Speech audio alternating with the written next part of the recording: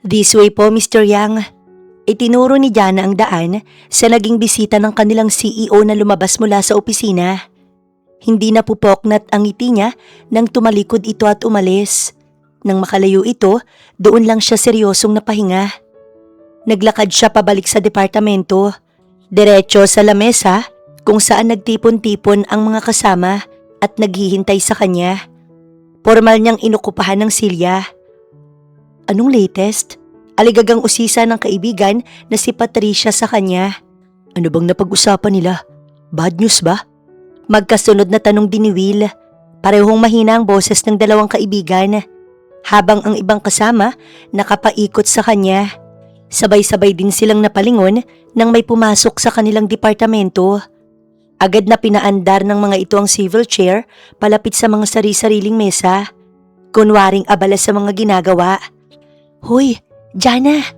Kahit mahina ang sigaw na yon, ay narinig niya. Maliit niyang nilingon si Patricia. Patuloy ito sa pagtatanong. Ano bang nangyari? Pati ba si Mr. Yang winidraw na rin yung share niya?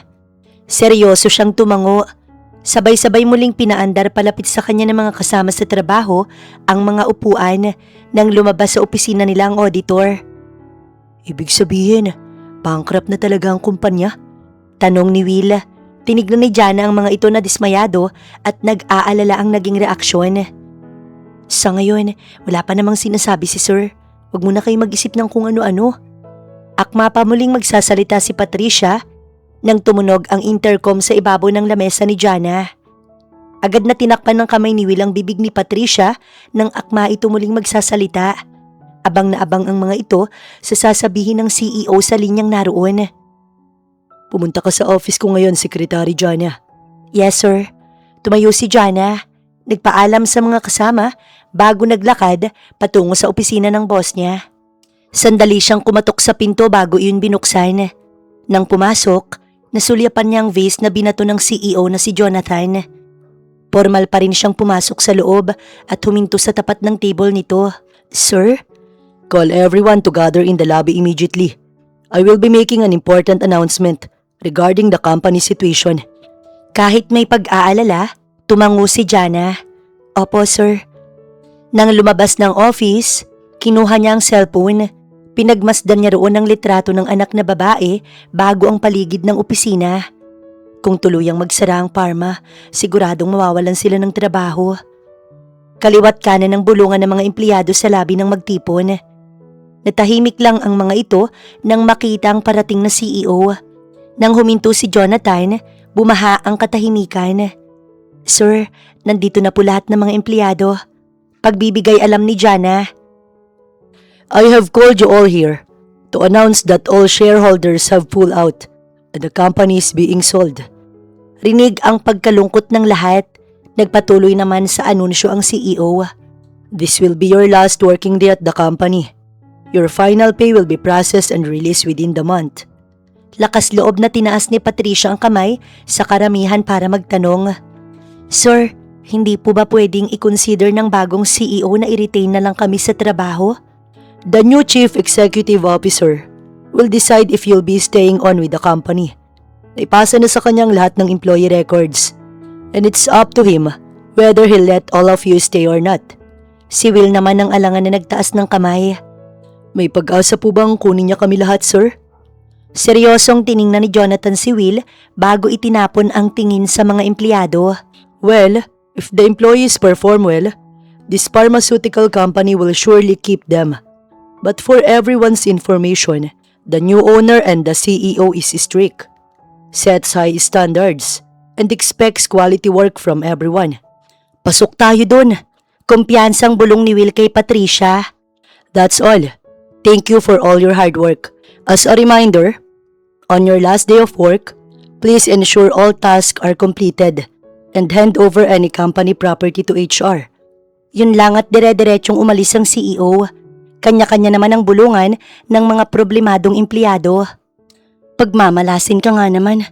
Paano na ngayon yung pinag-iipunan kong negosyo? Dismayadong sabi ni Patricia. Mabilis na lumipas ang oras at nakalabas na si Jana ng kumpanya, kung saan may ilang taon din silang nagtatrabaho. Sabay-sabay silang naglalakad magkakaibigan na bagsak ang mga balikat. Sinabi mo pa, magka-college pa naman ang kapatid ko. Malungkot na segunda ni Will. Ikaw, Jana, anong plano mo? Tuloy ang buhay. Magpapasa ako ng resume sa mga kumpanya. Tingin mo, hindi talaga tayo i-hire ng bagong CEO? Gusto kong umasa pero mas gusto kong gumawa ng paraan para sigurado ko na may itutustos ako sa anak ko. Naghiwa-hiwalay sila sa parking. Maliit ang naging ngiti ni Jana nang magpaalam sa mga kaibigan. Bago nagtungo sa sariling motorsiklo at isinuot ang helmet. Huminto iyon di kalayuan sa inuupahan na compound ng apartment. Nang makapasok sa gate, napangiti siya sa likod ng helmet nang makita ang 5 taong gulang na anak na si Anya. Tumatakbo itong siya'y sinalubong. Mama! Huwag kang tumakbo, anak! Nakangiti niyang saway dito. Nang makalapit, kinarga niya ito habang papasok sa apartment. Nakauwi ka na pala, ate. Kanina ko pa hinahanap si Anya. Kinuha ng bunso niyang kapatid ang pamangkin. Lumabas naman ang ina nila na si Edith. Si Jana, nagdiretso sa kwarto para magbihis. Hindi ba sabi ko sa'yo, huwag mong hahayaang mawaglit sa mata mo ang bata, Jeline? Ayos lang, Honay. Si Jana ang sumagot. Mula sa kwarto, inilabas ang laptop. Dinala sa makipot nilang kusina. Umupo sa silyang naroon at iyon ay binuksan. Dinala mo ang trabaho, kaya ka maagang umuwi. Tanong ng ina. Huling araw na ho namin sa trabaho ngayong araw. Ano, ate? Wala ka ng trabaho? Paano ang pag-aaral ko? Paano si Anya? Ang mga gamot niya? Tiningnan ni Edith ang anak na mas marami pang sinabi kaysa sa kanya. Natahimik ito't itinikom ang bibig.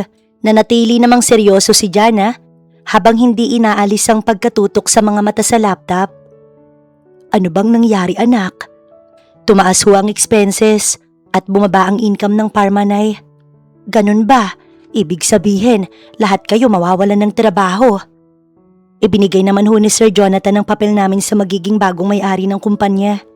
Pero wala hong kasiguraduhan kung lahat kami makakabalik, lalo na't istrikto raw ho ang magiging CEO. Mahusay ka namang sekretary, ate, magaling sa trabaho at perfect attendance. Hindi ba nakakuha ka ng Best Secretary Award? Nakangiting pagpapaalala ng kapatid sa kanya. Napangiti naman si Jana at gumaan ang loob niya. Tama ang kapatid mo, anak. Anong malay natin kung lahat kayo hayaan ng bagong CEO na manatili sa trabaho? Sana nga, Hunay. Sana nga kunin pa rin kami ng bagong may-ari ng kumpanya. Sinulyapan niya ang anak na naglalaro ng dollhouse nito. Mabigat ang mga talukap ng mga mata ni Jana nang siya ay magmulat. Nakatulugan niya na ang pagpapasa ng resume online sa iba't ibang kumpanya. Nang bumangon, laptop agad ang hinarap niya at doon rumihistro ang litrato ng muling pagbubukas ng dating Parma. Naroon ang mga bagong muka na sigurado siyang mga empleyado. Kailangan ko na talagang makahanap ng bagong trabaho. Tumayo na siya para mag-asikaso. Sinulyapan niya ang anak na mahimbing ang tulog. Nang tumunog ang cellphone na nasa lamesa, agad niyang kinuha at tinapat sa tenga. Hello? Good morning. This is Pearl, HR Manager of Bucor Parma. Naka-schedule po kayo for an interview today, Miss Jana Lopez. Sinulyapan ni Jana ang laptop at doon niya malinaw na nakita ang pangalan ng pharmaceutical company, ang bagong kumpanya na nag-take over sa pinapasukan niya noon. Miss Lopez, makakapunta po ba kayo? May kaba ang naging ngiti niya. Opo ma'am, salamat. Mabilis niyang sagot. Dumukwang siya sa kama para halikan ng anak niya. Maliksi siyang kumilos. Sinarado ang laptop, hinablot ang tuwalya at diretso sa banyo. Nang makapaligo at makapagbihis, agad siyang sumakay ng motor. Inilagay niya ang headset sa tenga para tawagan ng kaibigan. Hello, Jana? Napakunot noo siya nang marinig ang tila kagigising lang na boses nito. Sandali pa itong naghikab. May balita ba sa kumpanya? Napapreno siya habang nagtataka. Tumawag ba sila sa'yo? Sagot nito sa sariling tanong. Oo. Congrats! Alam naman namin ni Will na imposibleng hindi ka magstay sa Parma. The best secretary ka kaya deserve mo yan. Masayang tugon ng kaibigan. Salamat, Patricia. Nakatayo si Jana sa harap ng pharmaceutical company. Ngayon lang siya nakaramdam ng kaba sa ilang taon niyang pagpasok doon. Isang buntong hiningang ginawa niya bago naglakad. Pagpasok sa HR department, agad niyang hinanap ang HR manager. Miss Lopez? May ngiti siyang tumango. Opo ma'am. Please follow me. Tumayo ang HR manager. Nagtatakang sinundan naman niya ito. Nang akmang sasakay sa elevator, alangan siyang nagsalita. Pwede pong magtanong Miss Pearl? Yes. Hindi po ba ako sa HR department i-interviewin? Ngumiti pa rin ang kaharap na pinindot ang boto ng elevator. The CEO would like to personally conduct the interview for the position you're applying for, Miss Lopez. Maliit siyang napakunot noo sa narinig. Sa inilagay niya sa resume ay kahit anong posisyon sa Parma ang pinag-a-applyan niya.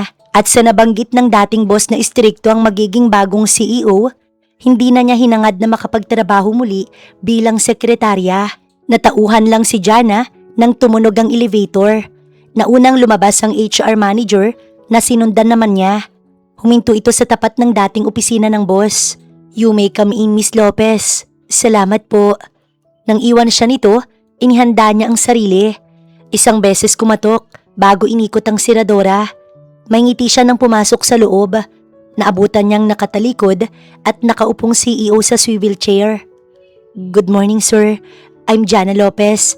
The HR manager sent me here for an interview and I'm applying for any available position you may consider me for. Well, I've decided to hire you as my secretary. Talaga po? Natahimik ang buong opisina kaya agad ding bumawi si Jana sa pagkabigla. Kumpiyansa siyang tumindig. Napuno ng desidido ang mga mata. Maraming salamat po, sir.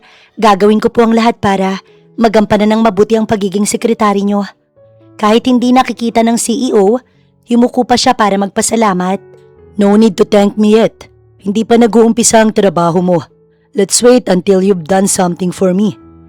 Nanatiling nakayuko si Jana. Nang umikot ang swivel chair, doon lang siya nag-angat ng tingin at tinuwid ang likod niya. Naglaho ang magaan niyang anyo nang makita kung sino ang bagong boss. Jet? Ngumisi ito. Ipinatong ang magkabilang braso sa ibabaw ng mesa. Sir Jet?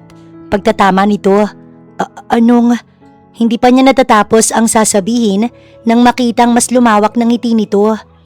As you can see, I'm the new CEO of this pharma and you're my new subordinate.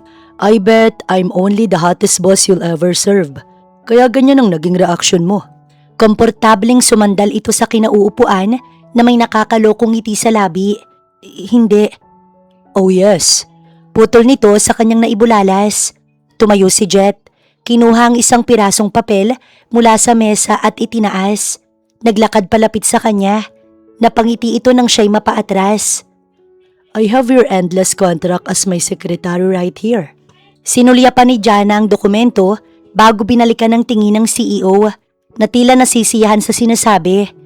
Mabilis siyang tumalikod pero marahas na hinagip nito ang kanyang braso. Seryosong anyo na nito ang kanyang nasalubong. Don't you think it's rude for an applicant like you to just turn your back on the CEO? Pilit na ipiniksi ni Jana ang braso pero hindi iyon binitiwan ng kaharap. Napapikit siya nang mas hilahin pa ni Jet. Walang halos espasyo ang kanilang pagitan. 5 years, Jana. Pinili mong manatili dito para sa career na sinasabi mo. What happened now? The company you choose over me has gone messy. May diin itong sabi. Sinadya mo to? Of course not. Bakit ako magsasayang ng oras at pera sa'yo? Sinipat nito ang kabuuan niya pagkatapos ay ngiting aso ang ginawa. You're not even worth a penny. Napakurap ang mga mata ni Jana. Si Jet naman ay kalmadong pinamulsa ang mga kamay nang basta na lang siyang bitawan. You wouldn't be here if it weren't for the former CEO's recommendation. He said, you're the only one who's good at the job. That's why I want to see it myself if it's worth it. Muling nagpatuloy sa pagsasalita ang CEO. Si Jana, nanginginig na naikuyom ang mga kamay sa naririnig niyang panunuya nito sa kanya. Gusto kong makita kung hanggang ngayon, you're still that ambitious woman. I want to see your excellence in the job you brag about when you broke up with me over the phone. Hindi ko kayang makipagtrabaho sa'yo. Yun lang ang sinagot ni Jana nang tumalikod, habang si Jet naman umupo sa tabi ng mesa. That's ridiculous. You're quitting the job offer? Paano ang kapatid at nanay mo? Napako naman ang mga paa ni Jana. Muli siyang humakbang nang muling magsalita ang CEO. Sa nangyari sa Parma kung saan ka nagtrabaho, napagmamayari ko na ngayon. Ako lang ang susugal na kunin ka. Inihagis ni Jet sa kanyang kontrata bago tumindig at siya'y nilampasan. Wala sa sarili na naglalakad sa hallway si Jana.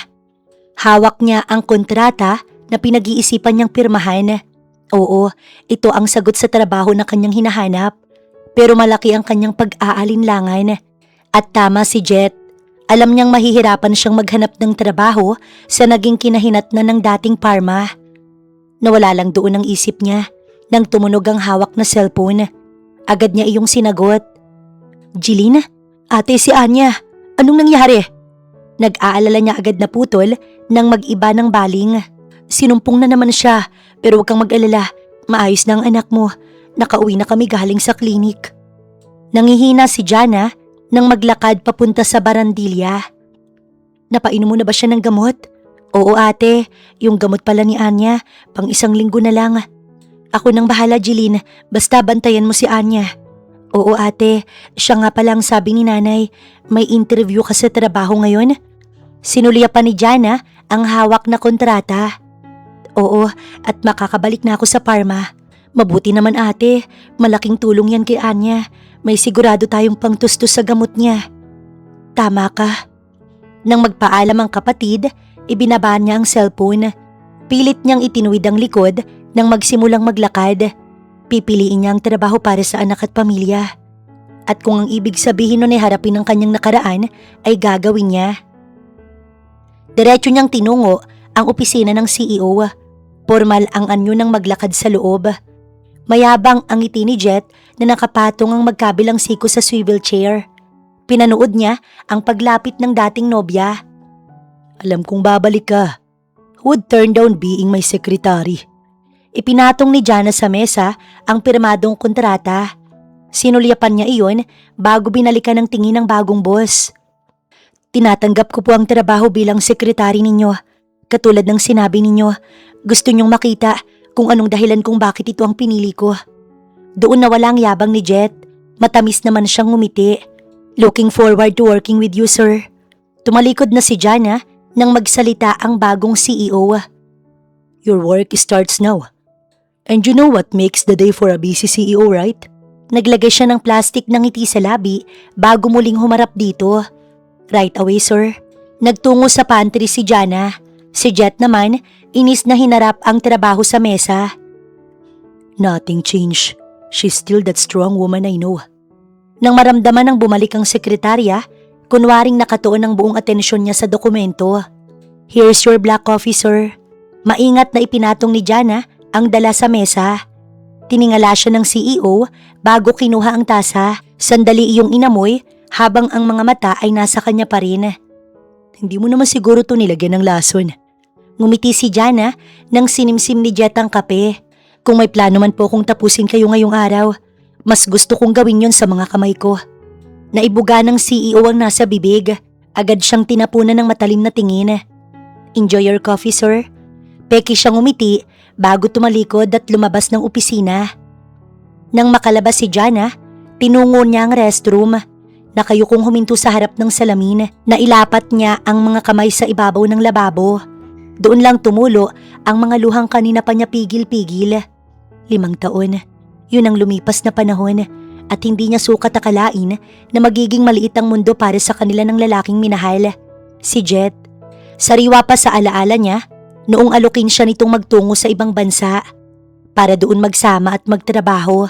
Pero dahil hindi niya kayang iwan ang ina at kapatid, nagdalawang isip siya.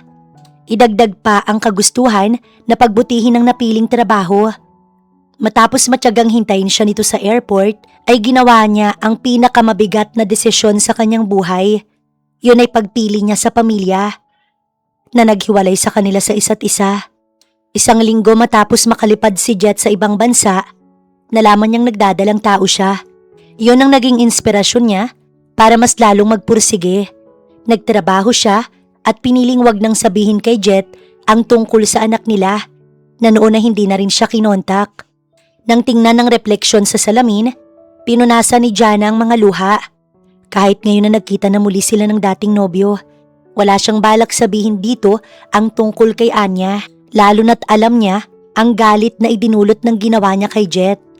Ngayon tatatagan niya ang loob niya kung ano man ang magiging kapalit ng kanyang naging desisyon. Nagtataka ang anyo ni Jana. Palapit pa lang siya sa opisina ng CEO ay pinagtitinginan na siya ng mga empleyado hanggang sa mapaatras siya nang may maghagis ng telepono sa sahig. Napunta iyon sa tapat ng mga paa niya at nang mag-angat ng tingin ay naroon si Jet. Magkasalubong ang mga kilay. "What's the point of that phone if no one will answer?" "I'm sorry sir, galing po ko sa restroom." "Oras ng trabaho? Nasa restroom ka? Kaya naman pala na bankrupt ang company to." Tumawa pa ito ng hilaw. Napatingin naman si Jana sa mga bagong empleyado na lihim ang pagngiti. Pinulot niya ang telepono bago seryosong sinalubong ang tingin ng CEO. "Hindi na po mauulit sir." "You're one of the useless employees here." Pinagkakatitigan ni Jet ang sekretarya na tila hindi apektado sa kanyang inaakto.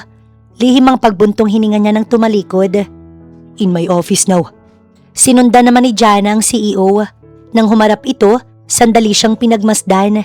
Napasinghap siya nang basta nalang kapainito ang suot-suot niya. "Sir, anong ginagawa niyo?" Tensyonado niyang tanong. Sa bulsa ng suot niyang cardigan, kinuha nito ang cellphone na mabilis niyang inagaw bago pa makita nito kung ano ang naroon. "Personal ko na hutong gamit."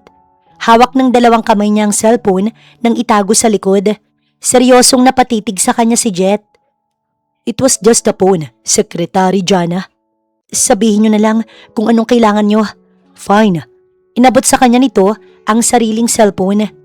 "I need your contact number." Kumisap ang mga mata ni Jana. Ngumisi ang CEO. Nilapit ang mukha sa kanya. "Anong tingin yan?" "I need that for work. Total walang kwenta yung telepono na yun. I guess now, there's no reason para hindi mo sagutin ang tawag ko."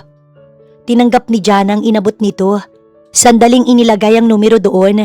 Nang ibalik yon, nakita pa niyang sinulyapan ni Jet ang cellphone na ibinalik niya sa bulsa. "May kailangan pa po ba kayo? Aayusin ko na po ang schedule ninyo." "Go." "Opo sir." Nang tumalikod ang sekretarya, nasundan na lang ito ng tingin ni Jet. Tila may sinisikreto ito sa kanya. Seryosong inukupahan ni Jana ang silya nang makarating sa mesa. Naroon yun sa labas ng opisina ng CEO. Kinuha ang tablet at nagsimulang magsulat. Parehong naging abala ang dalawa sa trabaho sa lumipas na mga oras. Nakataas ang isang kilay ni Jet nang makita ang tumutunog na cellphone. Tinapat niya iyon sa tenga. Pinagmasdan ang palubog na araw mula sa dingding na salamin nang iikot ang swivel chair. "Good afternoon sir, this is Jana. I-confirm ko lang po ang schedule niyo tomorrow. Would you like me to go over the details with you now?" Napangiti si Jet nang marinig kung gaano kapurmal at kagaling magsalita bilang sekretarya ang nasa kabilang linya. "Sir, get into my office. I wanna hear it from you personally." Si Jana naman ang natigilan. Nang ibaba nito ang tawag, nag-ipon siya ng hangin sa dibdib. Tumayo at muling pumasok sa opisina ng CEO. Naroon si Jet.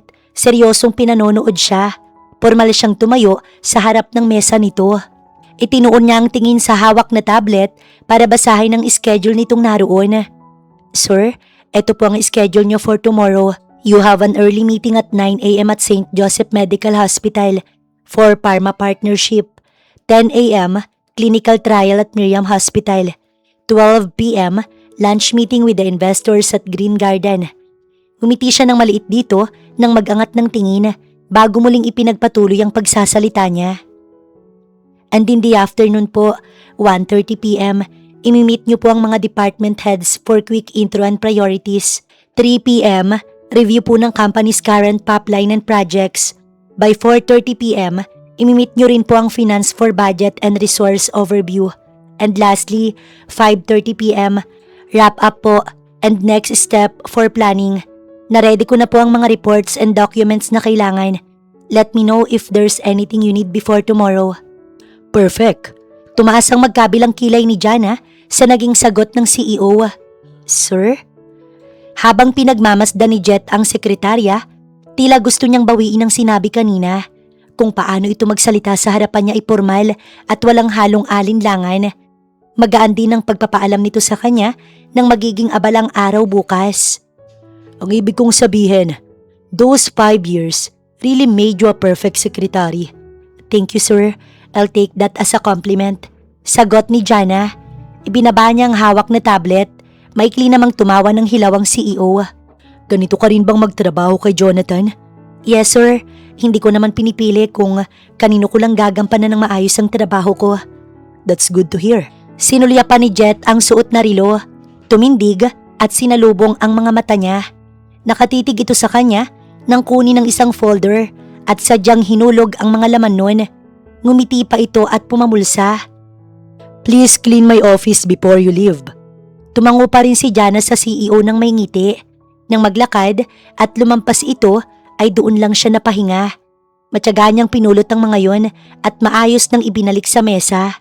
Pagkatapos, kinuha ang cellphone mula sa bulsa. Nay, kamusta ho si Anya? Sinulyapan pa nito ang pinto at baka basta na lamang sumulpot ang CEO. Maayos naman siya, nakatulog na anak. Inayos niyang ilang panulat ni Jet sa ibabaw ng mesa at siniguradong pantay-pantay ang pagkakapatong ng mga folder na naroon. Mabuti naman ho kung ganun. Kayo ho ba? Nainom nyo na po ba ang maintenance nyo? Oo, wag mo kong alalahanin. Tuluyan niya nang pinatay ang ilaw sa loob ng opisina ng CEO bago lumabas. Ipapaalala ko lang, check up ni Anya bukas. Oo inay, may itinago pa naman akong pera, mapapacheck up natin siya. Napatingin si Jana sa mga lumapit na kasama sa trabaho. Binaba niya ang cellphone nang siya'y magpaalam sa ina. Hi Secretary Jana, ako si Maribeth at siya naman si Rika. Sinulyapan niya ang inabot nitong mga kamay bago iyon tinanggap. Kanina pa uwian na.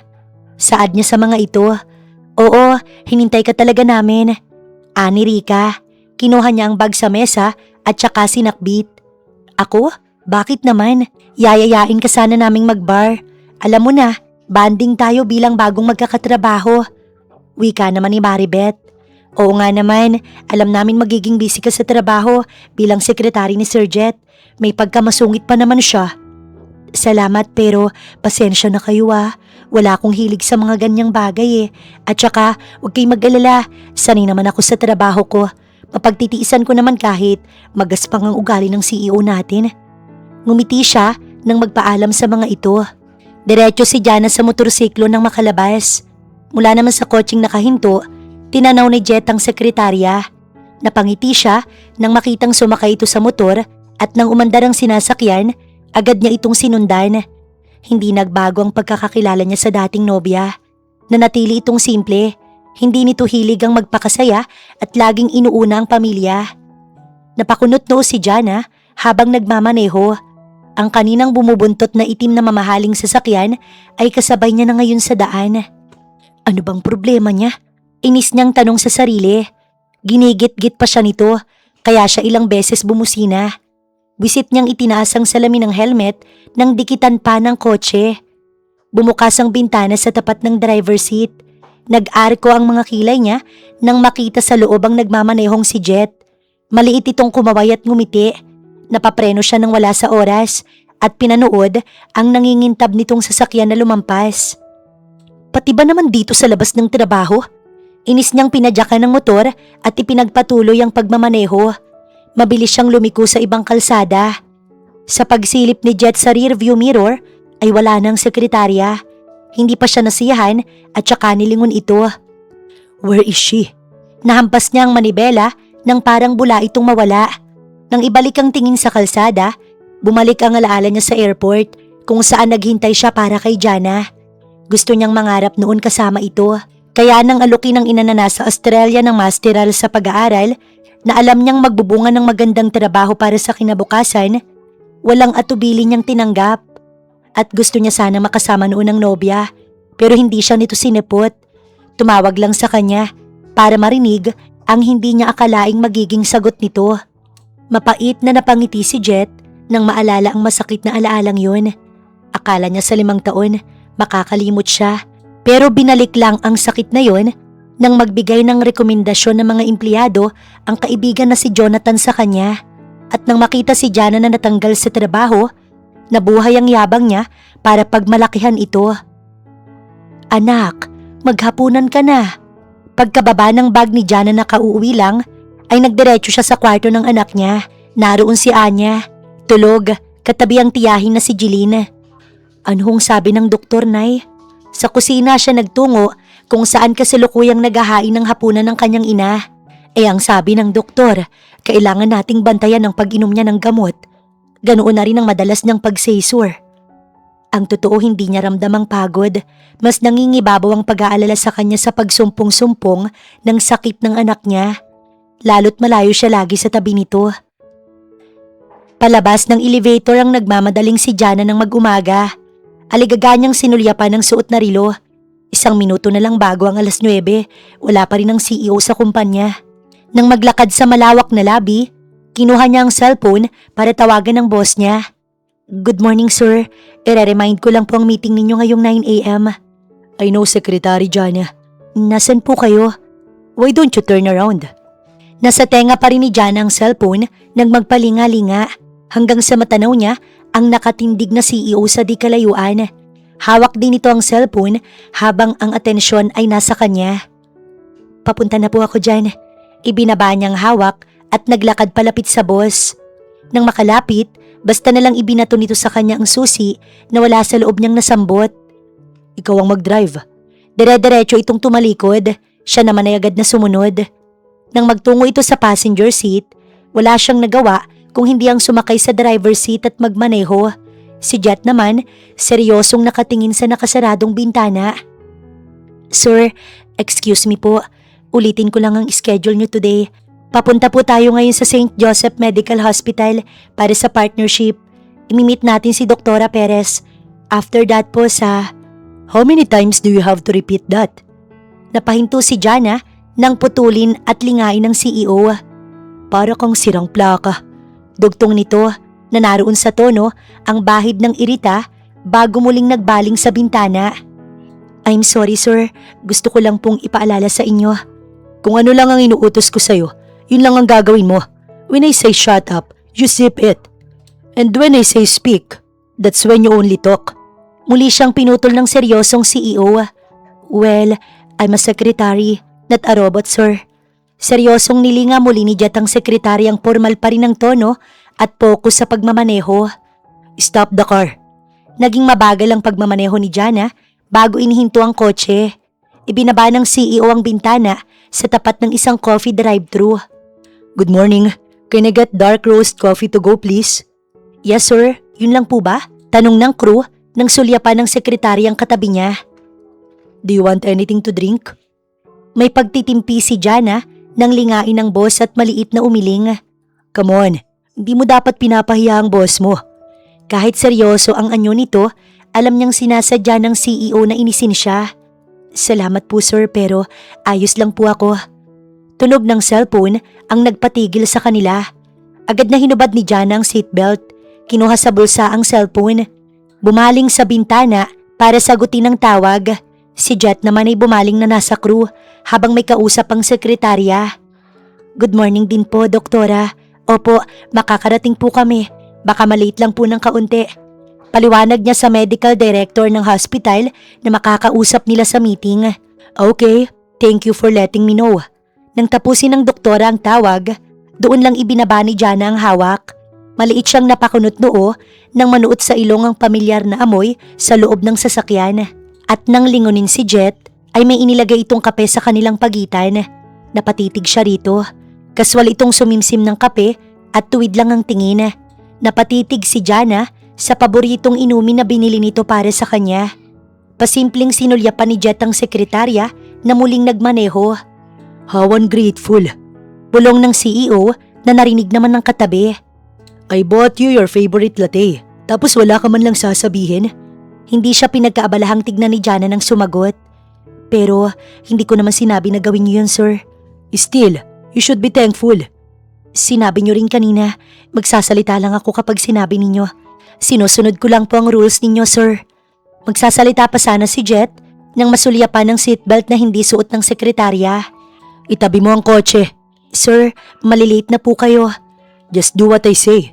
Itinabi ni Jana ang sasakyan sa gilid ng highway at napaatras siya sa kinauupuan nang dumukwang si Jet sa kanya. Ano pong ginagawa niyo, sir? Halos hindi niya matingnan ang malapit na mukha nito. I don't want someone reckless to drive for me. Magkahalo ang amoy ng matapang na kape at pabango ang sumamyo kay Jana mula sa boss niya.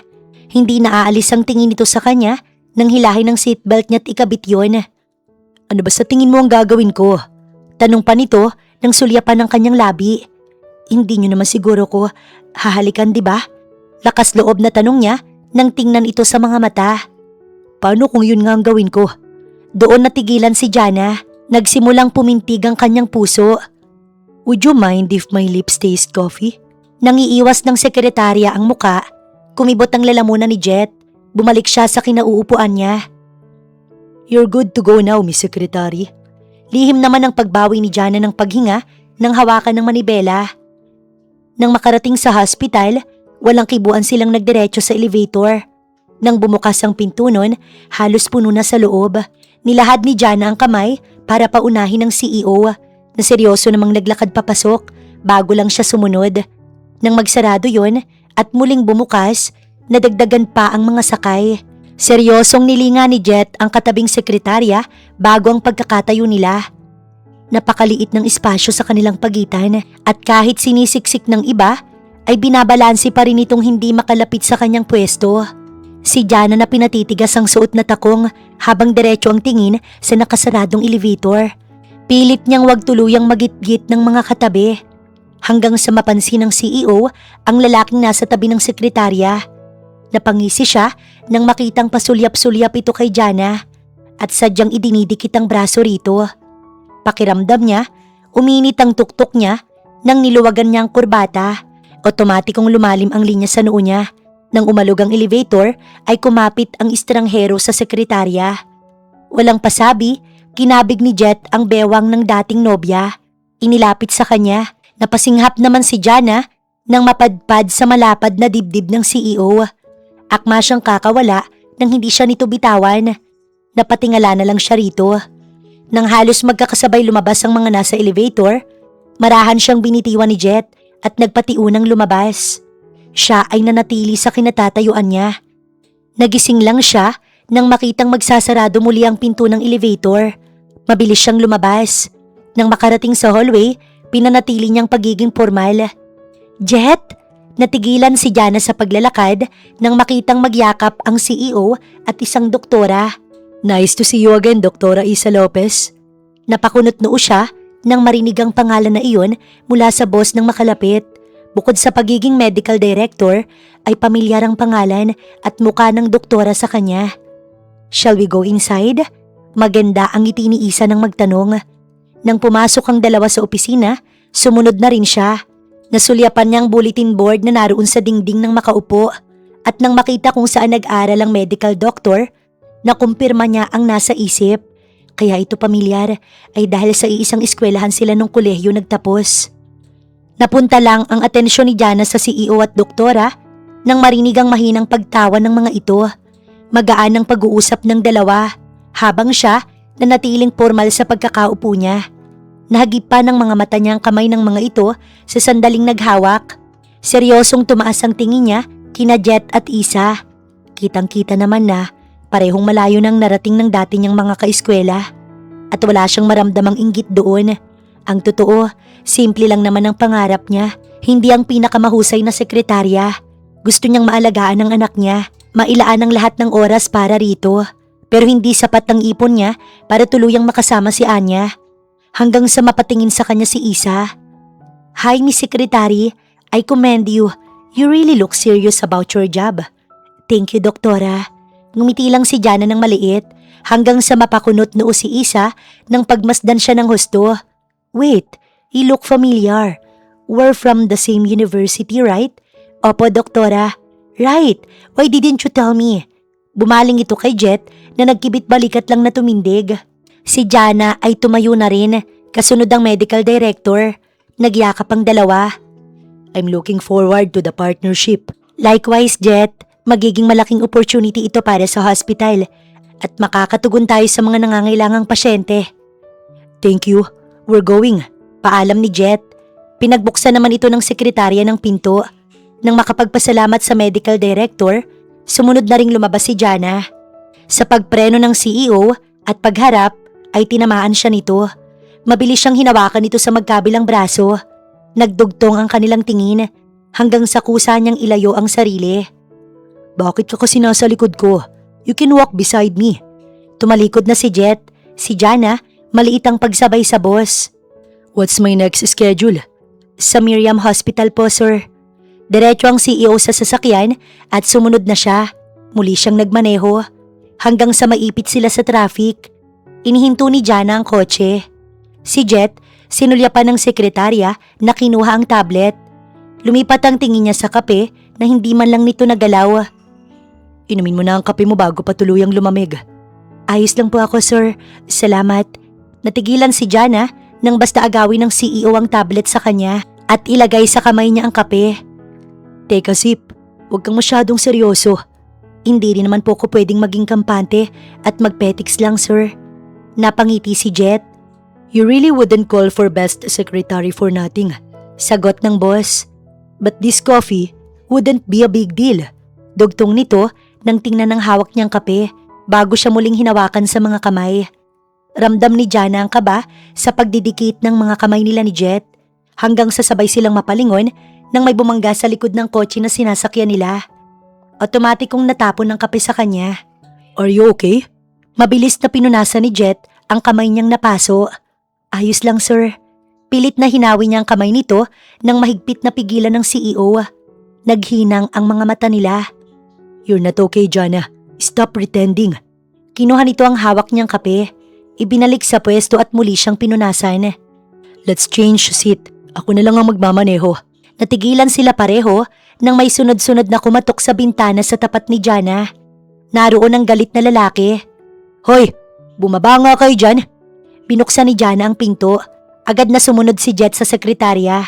Hinarap ni Jana ang nagrereklamong motorista. Ikaw bang driver ha? Bakit nagkotse ka pa? Di ka naman marunong magmaneho. Di mo ba nakikita? Kanina pa green light. Pasensya na ho. Anong pasensya? Mababayaran ba niya ng gasgas ng sasakyan ko? Heto ang numero ko. Nagmamadali ho kasi kami. Natigilan si Jana nang hawiin ito ang iniaabot niyang calling card na tumalsik.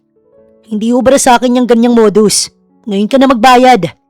Akma pa lang siyang hahawakan ng estranghero nang may maglayo sa kanya. Naroon ang CEO. Itinago siya nito sa likuran. Ito ang walang takot na humarap sa lalaki. Magkano bang kailangan mo? At sino ka naman? Ikaw bang boyfriend ng hangal na driver na yan? Napangiti sa inis si Jet. If there's stupid here, ikaw yon.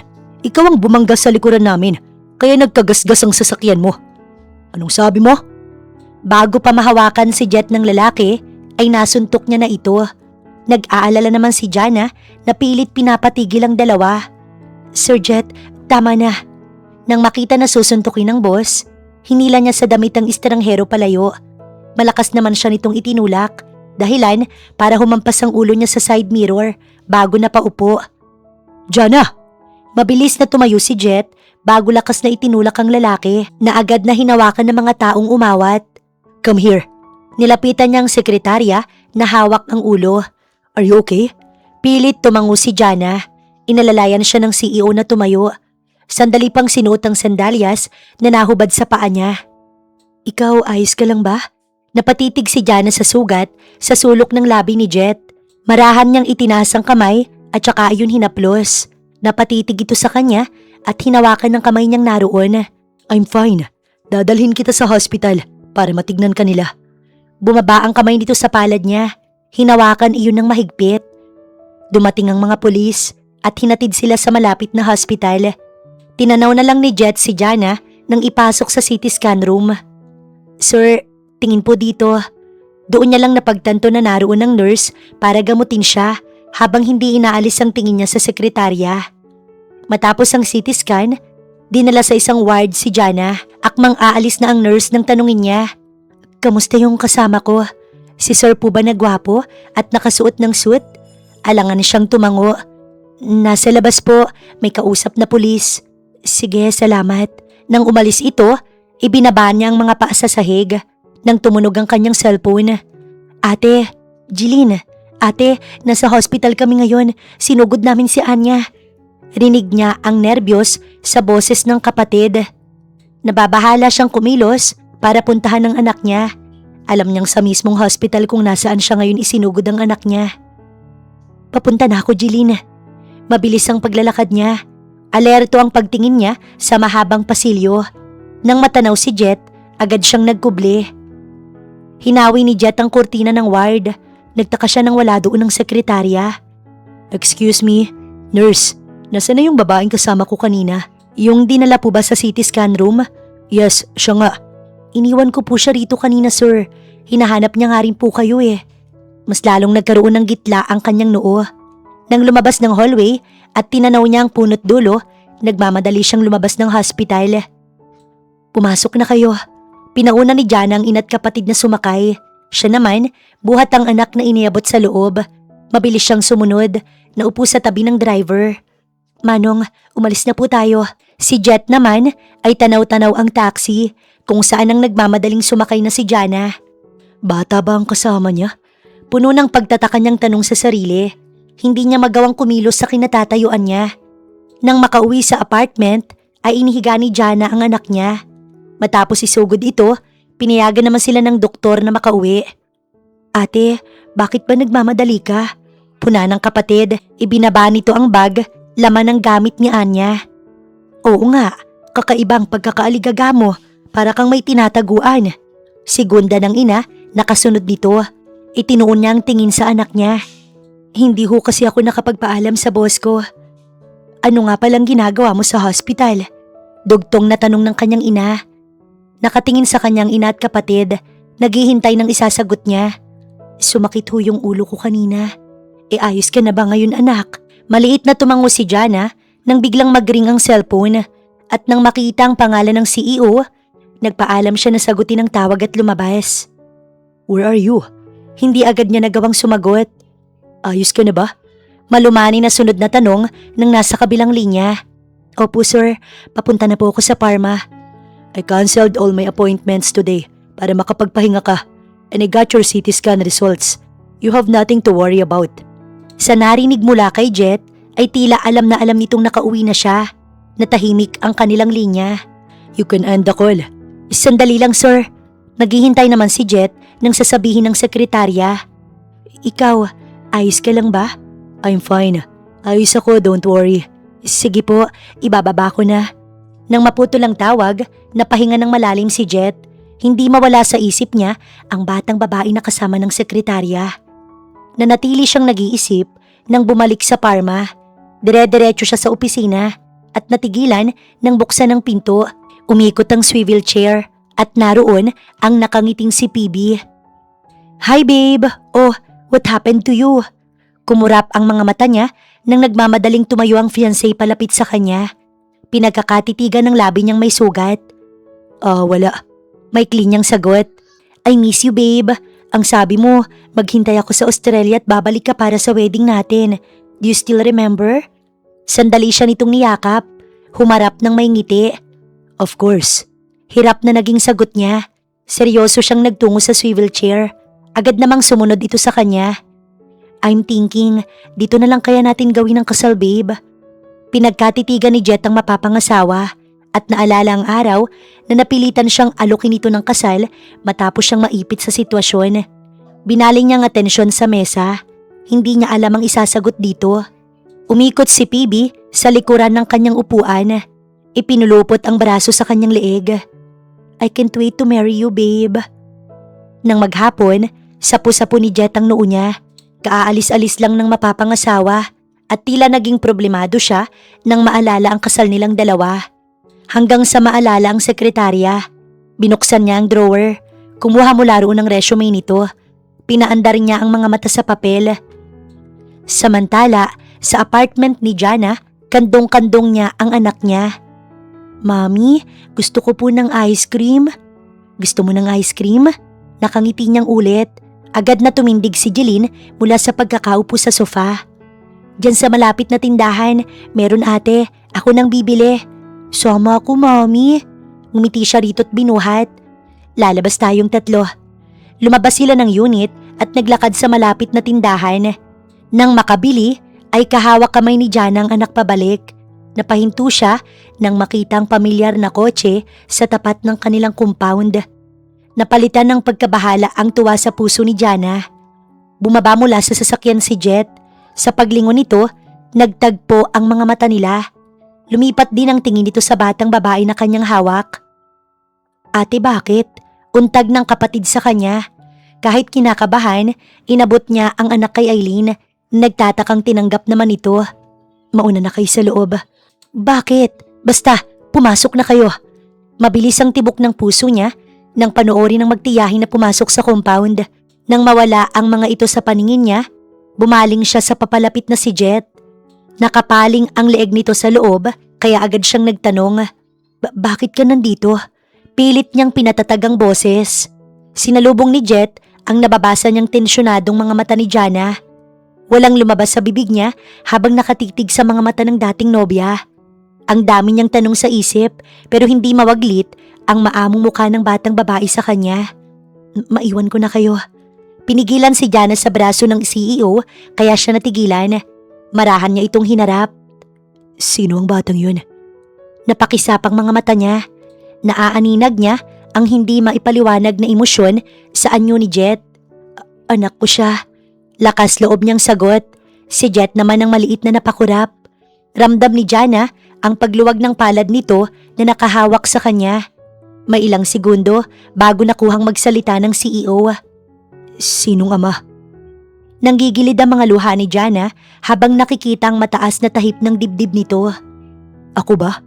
Rinig niya ang paggaralgal ng boses ni Jet. Hindi. Matapang niyang sinalubong ang mga mata nito. Hindi ikaw ang tatay ng anak ko. Tinalikuran na ito ni Jana. Nanatiling nakatitig si Jet sa umalis na sekretarya. Ngayon alam niya na ang sekretong itinatago nito. Kung ano man ang nasa cellphone nito, noong bigla itong parang bula na nawala sa kalsada at ang batang kasama nga nito sa hospital. Yun ang batang anak ng dating nobya. At kahit narinig niya na ang sagot na hindi niya anak ang bata, hindi niya magawang maniwala. May nabubuong kung anong damdamin sa kanyang puso. At kahit gusto niyang malaman kung ano yun ora mismo, parang wala siyang lakas ng loob na gawin yun. Hindi tulad noon, may kaba si Jana na naglalakad nang mag-umaga palapit sa opisina ng CEO. Kahit pilit itago, alam na nito ang tungkol sa anak niyang si Anya. Humugot siya ng hininga bago kumatok at pumasok sa loob. Naroon si Jet, nakatungo sa binabasang dokumento. Good morning, sir. Ngayon po ang pagbisita niyo sa manufacturing company. Hindi ito sumagot kaya sinulyapan niya ang suot na rilo. Inaasahan po nila ang pagpunta ninyo. Napahinto siya nang itaas nito ang tingin at magtama ang mga mata nila. Alright, tatapusin ko lang to. Mahinahon ang sagot na yon na nakapagpatango sa kanya. Sige po, sir. Excuse me. Tumalikod na si Jana nang muling magsalita ang boss niya. How are you feeling? Hindi ba masakit ang ulo mo? Huminto si Jana at humarap dito. Ayos na po, sir. Glad to hear that. Heto ang result ng CT scan mo. Lumapit siya nang inabot nito ang isang envelope. Nagkatitigan sila nang magdaiti ang mga kamay. Mabilis na inilayo yun ni Jana. Salamat po, sir. Kayo po ba? Ayos na po ba kayo? Umiti si Jet at sumandal sa kinauupuan niya. Does it mean you care about me? Kung ganon, may pakailam din po ba kayo sa akin? Seryosong pagbabalik tanong ni Jana. Pinagkatitigan siya ng CEO bago sumagot. You're my secretary. And you are my boss, sir. Sandaling nagdugtong ang kanilang tingin bago nagpaalam si Jana. Ire-ready ko lang po ang kotse ninyo. Pinanood na lang ni Jet ang umalis na sekretarya. Naalala niya ang anak nito na hanggang ngayon ay naroon pa rin sa kanyang isipan. Sa labas ng kumpanya, nakatayo si Jana sa tapat ng kotse. Lumapit ang CEO. Nilahad naman niyang palad dito. Ako na po ang magmamaneho, sir. Imbis na sumagot, binuksan nito ang pinto ng passenger seat. Napaatras pa siya, pero agad nitong inalalayan ng kanyang bewang. Seryosong sinalubong nito ang kanyang mga mata. Get in the car. Sir? Hindi niya na naituloy ang sasabihin nang buhatin siya nito at ipasok sa loob. Hindi na rin siya nakapagsalita nang isarado nito ang pinto. Naging tahimik ang biyahe nila papunta sa factory. Lihim niyang sinulyapan ng CEO na tila nag-iba ang pagtrato sa kanya. Dahil doon, tila hinaplos nito ang kanyang puso. Ilang taon na ang anak mo? I guess she's around 5 or 6 years old, right? Ayoko na pong pag-usapan ng personal na bagay sa oras ng trabaho. That was the time we broke up. Kung hindi ko siya anak, maybe you cheated on me. Dire-diretsong anito na tila baliwala ang kanyang sinabi. Sandaling napapikit si Jana ng mariin. Niloko mo nga ba ako? Nagulat siya at nilingon ito. Kung yun ang tingin nyo, siguro nga oo. Nagdilim naman ang mukha ni Jet. Gusto ko lang malaman mo na ang anak ko ang pinakamagandang nangyari sa buhay ko. Nagtuon si Jet sa kalsada. Sa pangalawang pagkakataon, hindi siya kumbinsido sa sinagot ng dating nobya. Kilala niya ito at napaka-imposibleng magkaroon ito ng iba habang sila pa. Nang tumunog ang cellphone, may gigil niyang pinindot ang button sa tabi ng manibela. I have a good news, babe. Kumura pang mata ni Jana sa masayang boses ng babae na bumalot sa loob ng kotse. May nakilala na akong bagong wedding planner and they will meet us tomorrow for our wedding preparations. Patuloy ng estranghera. Tila may dumaga na kung ano sa dibdib ni Jana nang marinig at sumambulat ang tungkol sa pagpapakasal ng CEO. Babe, are you there? Mag-usap tayo mamaya. Bye. Seryosong pinatay ni Jet ang tawag at inihinto ang kotse. Inalis nito ang seatbelt bago pinigilan siya sa pag-alis ng sa kanya. You stay here. Sandali lang naman ako sa loob. Kinuha nito ang daladala niyang gamit bago lumabas ng sasakyan. Hindi nakasagot si Jana sa tila umiwas na CEO. Kaharap ni Jet ang factory at operation manager. Sandali niyang binuksan ang bag para may kuning papel nang makapa niya doon ang cellphone. Excuse me, paalam niya sa mga kaharap. Nagtungo siya sa isang sulok. Tiningnan ang umilaw na cellphone ng sekretarya. Naroon ang litrato ng anak nitong babae. May maganda itong ngiti. Nang matitigan ng paslit, tila lumambot ang kanyang puso. Hindi ko ba talaga siya anak? Masakit niyang tanong. Tiningnan ni Jana ang lumabas sa factory na CEO. Ngumiti ito sa mga nakakasalubong na mga empleyado na bumati rito. Pinagmasdan niya ang una at huling lalaking minahal niya. Si Jet na pangarap niya noon. Hindi nga lang umayon sa kanilang panahon. Magkaibang tinahak nilang daan para sa sari-sarili nilang pangarap. Pero ang akala niyang 5 taon na lumipas, hindi pala sapat. Dahil ngayon, malinaw niyang naririnig ang puso at pangalan ni Jet ang binubulong noon. Pero huli na lahat dahil ikakasal na ito. Nagmamadali niyang pinunasan ng mga luha nang pumasok ito sa sasakyan. Bumalik sila sa kumpanya ng walang kibo. Si Jana lang ang bumaba ng kotse. Nang akma niyang isasarado ang pinto, napatingin siya sa CEO. Tuwid ang tingin nito sa daan at nanatiling nakaupo sa driver's seat. Sir, get inside. May pupuntahan pa ako. Naalala niyang babaeng kausap nito kanina lamang. Sige po, sir. Tumalikod na siya't naglakad. Si Jet naman, doon lang nilingon ng sekretarya. Mahigpit ang naging kapit niya sa manibela. Madilim na nang pumasok si Jana sa opisina ng CEO. Isang nakatuping papel ang ipinasok niya sa mesa nito. Alam niyang mahirap siyang maghanap muli ng bagong trabaho. Pero mas mahirap ang magiging sitwasyon niya habang kasama ang dating nobyo, lalo na't ikakasal na ito. Ngumiti siya sandali nang pagmasdan ng pangalan nito sa desk nameplate. Natupad mo ang pangarap mo. Ipinagmamalaki kita, Jet. Hinaplos niya iyon bago tumalikod. Sa apartment, naabutan niyang ina na paikot-ikot. Sandali niyang hinalikan ng anak bago lumapit dito. May problema ho ba, Nay? Nagamit ko kasi yung pera na pambayad natin sa upa nung biglang sinugod si Anya sa hospital, anak. Nalingon naman niya ang kapatid, nakakatapos lang may kausapin sa cellphone. Sino yun, Jeline? May nahihiyang anyo ang kapatid ng sumagot.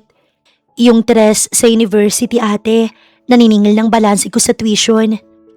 Unahin mo ang pag-aaral mo, anak. Makikiusap na lang ako kay Mrs. Reyes.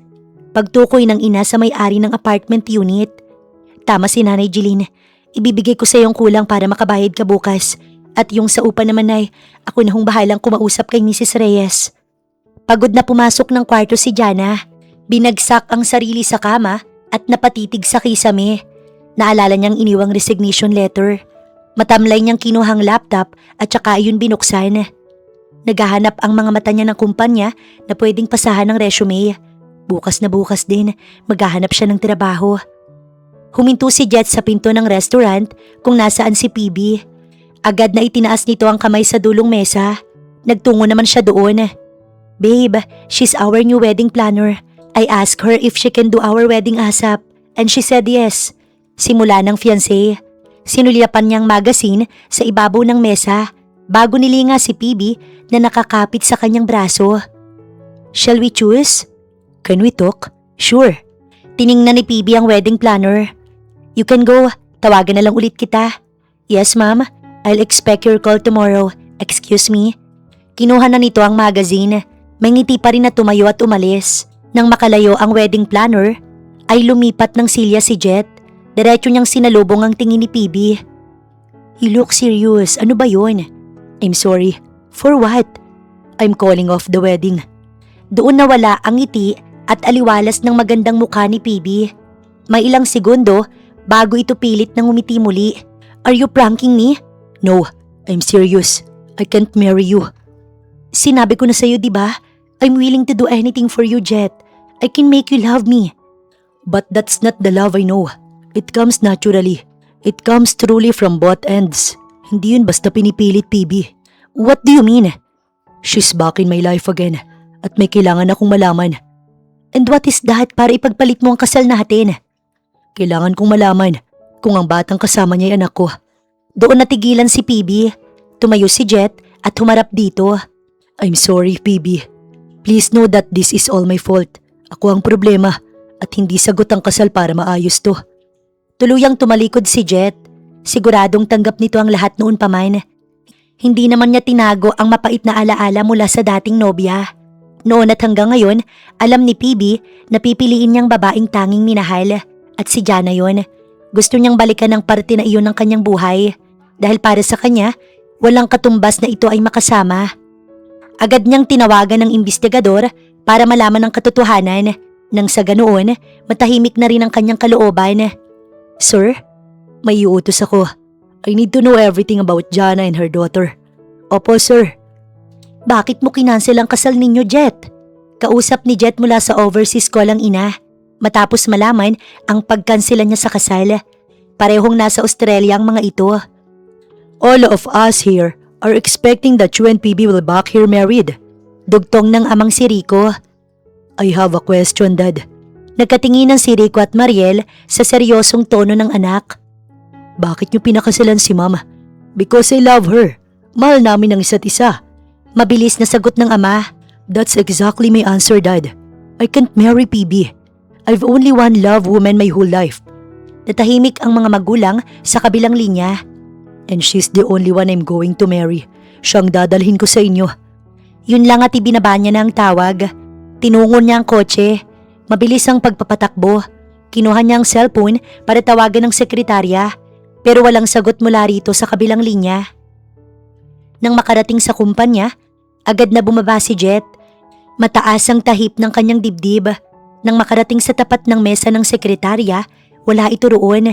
Diretso siya sa opisina. Natigilan siya na malinis sa loob. Tila walang nagulo kahit anong gamit. May sariling isip ang paa niya nang humakbang.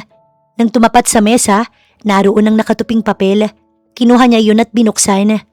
She resigned. Binitiwan niya iyon bago nagmamadaling lumabas. Natagpuan ni Jet ang sarili sa tapat ng apartment. Urong-sulong ang paa niya. Gusto niyang makausap at makita ang sekretarya. Mabigat siyang napabuntong hininga.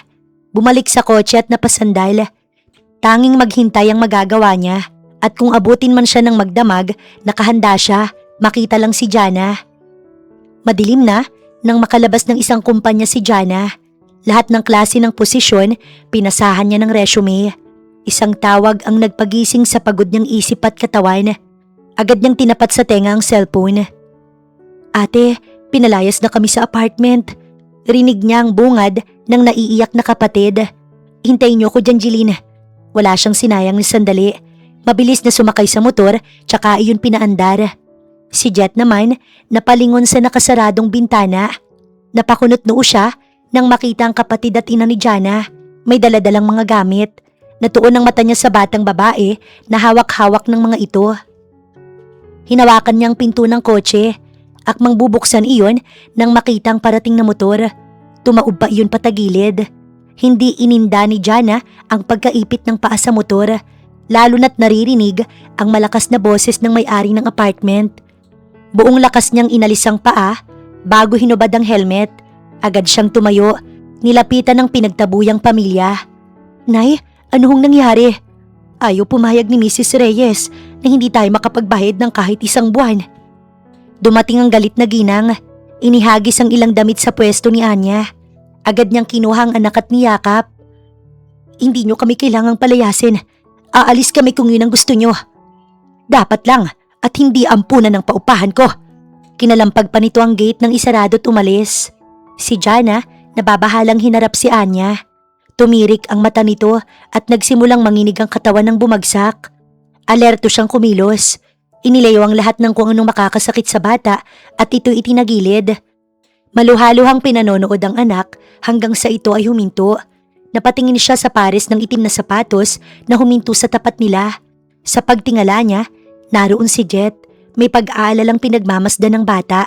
Nang alalayan ni Jana si Anya, ay maingat na kinuha ng CEO at binuhat bago siya nilinga. Get in my car. You can stay at my house. Hindi. No. I won't let you and your family sleeping in the street. Kaya huwag ka nang makipagtalo. Nauna na itong maglakad habang karga ang anak niya. Nilapitan siya ng nagtatakang si Jeline. Hindi ba si Kuya Jet yun, ate? Natitigan niya lang sandali ang kapatid bago pinasakay ito sa naghihintay na kotse. Sa malaking bahay, dinala ni Jet ang pamilya ni Jana.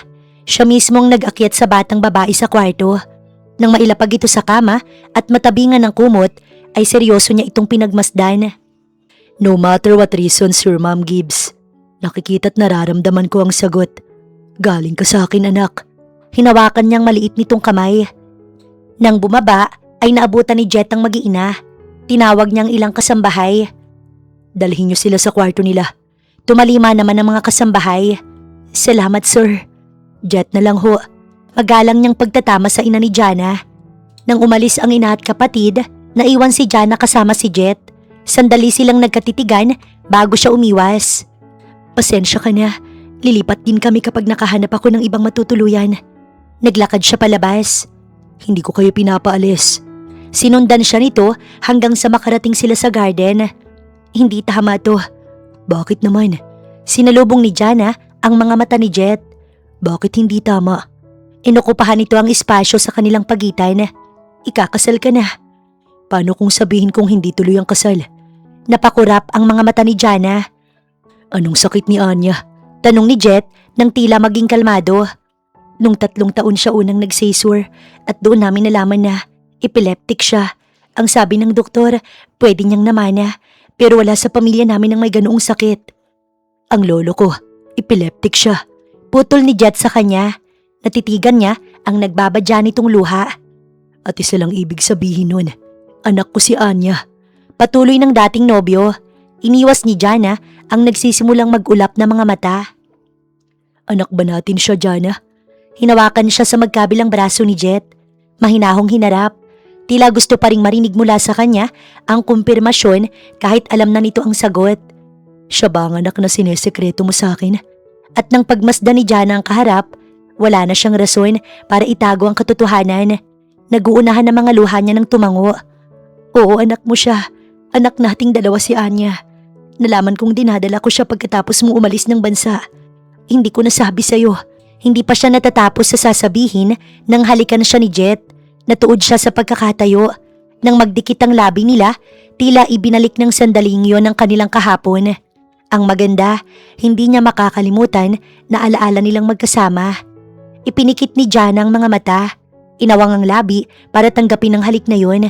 Malayang nag-usap ang kanilang mga labi. ipinaparating ang pangungulila sa isa't isa.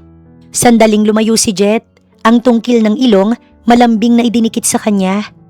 Mahal kita, Jana. That has never changed at all. Not even a bit. Sinalubong ni Jana ang tingin ng ama ng anak ng magmulat. Hinawakan ng kamay nitong nasa pisngi niya. Matagal kitang hinintay bumalik, Jet, at makasama ka. At si Anya ang tanging pangarap ko. Hindi na ako aalis sa tabi mo. You won't be alone anymore. Papalakihin natin ng magkasama ang anak natin. At wala akong ibang mamahalin, kundi ikaw lang, Jet. Muli siya nitong hinalikan hanggang sa marinig nila ang boses ni Anya. Nilinga nila ang hagdan, hawak-hawak ng ina at kapatid ang kamay ng mangiyak-ngiyak na anak nila. Anak, halika.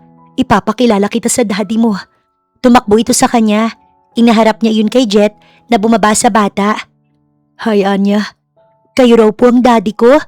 Tumangwang na iiyak na si Jet. Agad na niyakap ang batang babae at doon niya naramdaman ang pagiging ama. Tumayo siya habang buhat ang anak niya. Sinulyapan niya ang ina nito, ang babaeng pinakamagandang nangyari sa kanyang buhay. Simula ngayon, ako nang bahala sa inyo. Iginiya niya si Jana palapit na tiningala siya. Pakakasalan mo ba ako? Tumango ang may luhang si Jana.